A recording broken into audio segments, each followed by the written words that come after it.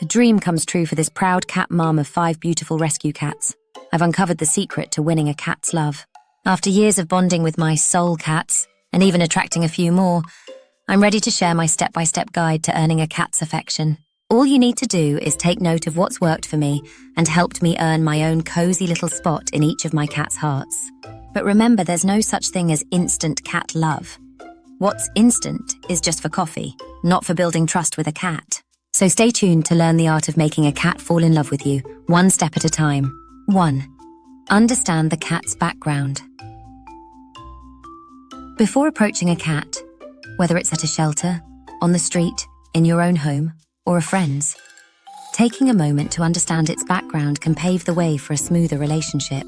There are a few truths about cats that can really help. First, cat behaviorists say that cats see us as giant, non-threatening cats, just a little strange looking. That's why they groom or nuzzle us, just like they would their favorite fellow cats. But here's the key. Before they bond with us, they need to feel secure. A cat's sense of safety shapes its trust in us, big, awkward cats. Second, every cat's history influences how easily it can trust. For example, a cat with a history of abuse or minimal human contact is naturally going to be harder to win over. On the other hand, a spoiled or overly pampered cat might be unimpressed by the usual treats. And then there are well-socialized cats raised in loving homes. They're usually quick to bond. Why? Because they feel safe? When a cat feels safe, bonding happens more easily. But if they associate humans with fear or uncertainty, they'll show it in their reactions. This is why understanding a cat's background is so important. With well-socialized cats, you can be more confident. With cats who lack human interaction, go slow and cautious. Tailoring your approach to their history will bring you that much closer to earning their trust. 2. Check your stress, so you've gotten to know your beloved meow. What's next? Before you plan your first meetup, take a moment to check your own stress level. It may sound surprising, but if you don't check your stress, your cat will, and they probably won't like what they sense. It's a bit like going on a first date while feeling nervous and flustered. It doesn't leave the best impression. Here's why stress matters. Just like dogs, cats have an amazing sense of smell. When you're stressed, your body releases more cortisol, a hormone that cats can pick up on. When they smell that heightened cortisol, they might interpret it as a threat. The result? They'll be cautious around you, and if you push for contact, they might scratch or back away. This explains why some people seem to bring out hostility in cats even when they mean no harm. Now you might wonder, how do I check my stress level? No lab tests required. Just think about your daily routine. We're generally happier and more relaxed on weekends or after finishing a big task. The best time to approach a cat is when you're feeling calm and happy. That way you're giving off an everything is okay signal, which makes it more likely they'll feel comfortable around you. 3. Choose how you should smell. You're in a good mood. You've learned about your feline friend. So what's next? Believe it or not, it's time to think about how you smell. We all know that cats are picky about scents. They love certain smells and hate others. And if you, their big strange cat, smell wrong by their standards, they'll steer clear. But even if you choose a cat-friendly scent, you can still get rejected. Why? Because there may be lingering odors on your clothes from other products or environments. Here's the trick. If you're planning to meet a special cat, especially at a shelter or a friend's house, set aside clothes just for cat visits. Wash them, air them out, and keep them separate from other items in your closet. Once they're fresh, spray them with a cat-friendly scent. Some popular options include Maggie, the cat is alive, Joe Malone's ginger biscuit or Earl Grey and cucumber, and Christian Dior's June. With the right scent, you'll be ready to make a better impression. 4. Stay away from other pets. If you're hoping to win over a cat, one simple tip is to keep your distance from other pets beforehand. Cats have an incredibly sensitive sense of smell and are very particular about scents, especially those from other animals. Ever notice how some cats are friendlier with certain feline friends? That's often because their scent preferences align. If you show up smelling like another cat or dog, your chances of charming your special cat may go down significantly. So, for a day or two before your meeting, try to avoid cuddling with other pets. This is especially important if you're trying to bond with a highly sensitive or cherished cat. 5. Get your cat's favorite food or treats. Now it's time to plan for the big day when you meet your special cat. Just like a thoughtful gift in a romantic movie, bringing the right treat can make a great first impression. While cats value security above all, a tasty treat can go a long way in building trust. If you know this cat well, choosing a favorite treat is easy. But if you're meeting a new or unfamiliar cat, try asking their caregiver, whether at a shelter or with a friend, for hints about their preferences. If you're still unsure, bring 2 or 3 popular cat treats and see what works. And don't forget, feral cats are a bit different. Since they're used to hunting for food, they often prefer fresh raw meat over kibble or canned food. For example, my recently rescued stray cat Dora won't touch cooked food or kibble, but loves raw meat. If you're trying to win over a feral cat, a small piece of raw meat or frozen meat chunks can be especially effective. Whatever you choose, remember that every cat has their own tastes. Take the time to find what they love, and you'll be one step closer to winning their heart. 6. Establish quiet and calm energy. Finally, the big day has arrived. You're about to meet your dream kitty. You're excited, and it's tempting to rush over, scoop them up, and start cuddling. But if you do, chances are they'll run away with a hiss or a scratch, and the moment will be lost. Here's the trick. Don't rush in like it's a cat cuddling competition. Instead, keep your movements slow, quiet, and gentle. This will accomplish 2 things. It shows the cat that you respect their space.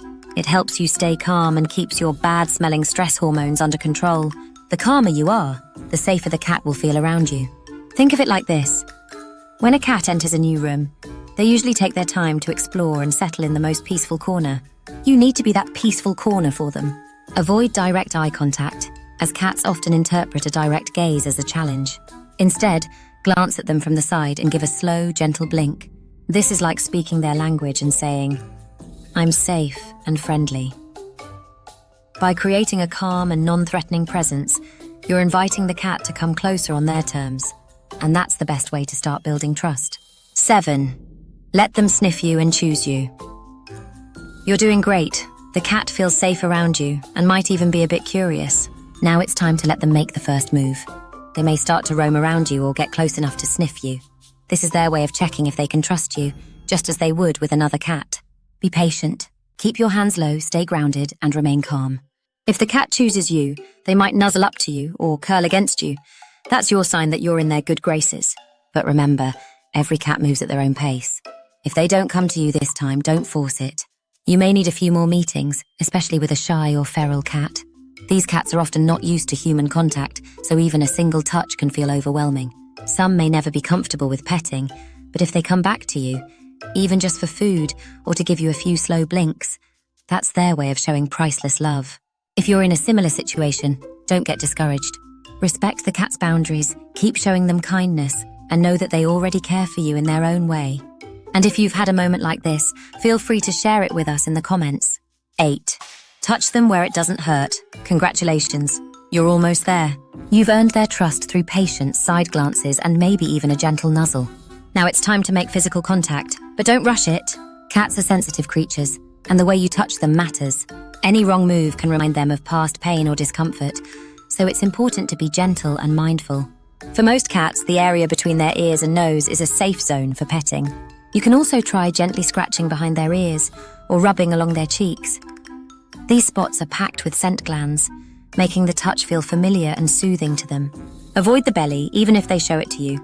For many cats, that area is too vulnerable, and touching it can trigger a defensive reaction. If you're interacting with the rescued or previously mistreated cat, be especially careful. Trauma can leave invisible scars, and some spots may still carry painful associations. Watch for any signs that your touch is unwelcome. A slight pullback, twitching ears, or a tense body. Respect these signals. They're your guide to where not to touch. As your bond deepens, the cat may start to guide you by pushing their head into your hand, rolling slightly, or even curling up in your lap. But remember, every cat's comfort level is different. If they pull away, give them space and let them set the pace. Over time, they'll come to understand that your touch is safe, kind, and just the way they like it. That's when you'll know you've truly won their heart. 9. Play with the cat without fooling them or yourself. Have you ever seen those viral videos where a cat brings a feather wand to their human, asking for playtime? Or where a cat takes charge, directing the teaser stick themselves? These videos highlight just how much cats value play that mimics hunting. But here's something to remember. For cats, playtime isn't really about bonding with you. When they're chasing, pouncing, or batting at something, they're fully focused on the hunt. The toy is the target, not you. So, to keep them engaged, choose toys that mimic real prey, like feather wands, and use them strategically. Avoid laser pointers or rolling balls. These don't satisfy a cat's hunting instincts. Why? Laser pointers can be frustrating because the cat never gets to catch anything. They're just chasing a light, which doesn't satisfy their sense of touch, smell, or taste. Similarly, small balls don't move like real prey and aren't as interesting to most cats. When using a feather wand, try to make it act like prey trying to escape. Instead of waving it directly at your cat, move it away from them so they can chase and pounce, feeling like a successful hunter. After a play session, don't break their focus by rushing to pet them. They're not looking for cuddles right now. In fact, petting them mid-hunt can be frustrating. Instead, think of yourself as the prey director, not the playmate. Afterward, give them a small treat or some gentle praise to help them associate the play and the satisfaction with you. This way, they'll see you as a big, gratifying cat who makes playtime rewarding. 10. Use the power of words. If you ask me what's the simplest way to connect with a cat, I'd say it's the power of words, my dear. I'm a busy person. Most of my time is spent working, sometimes at the gym, and often taking care of my 5 rescue cats, including 2 kittens and 3 adults, 2 of whom have lost an eye. With such a full schedule, it's impossible to give each cat individual playtime every day. But I have one magic trick that never fails. I talk to them. Whenever I'm with my cats, I speak to them softly, using their names and telling them they're my dear ones. This gentle interaction creates a bond, even when I can't be as physically present with each of them. And it works. They're closer to me, and they miss me when I'm not around. Words can create a connection that's hard to explain, but I see its impact every day. Let me share an example. Last month, I rescued a starving, injured feral cat who sadly didn't survive. He was too weak to eat or even meow, but each time I gently petted him, I'd tell him he was a good boy and that he'd get better. Though he couldn't respond, I felt him relax as if he understood. Even with his last bit of strength, there was a tiny, silent meow deep in his chest. It's hard to put into words how powerful soft talking can be. Just knowing someone cares can touch a cat's heart, even one who has never known human kindness. 11. See it happening. Finally, tap into the power of imagination. Visualize and feel it happening. Picture your favorite cat curled up peacefully in your lap as you relax on a cozy couch. Feel the gentle vibration of their purring as you softly stroke them between the eyes, down the bridge of their nose.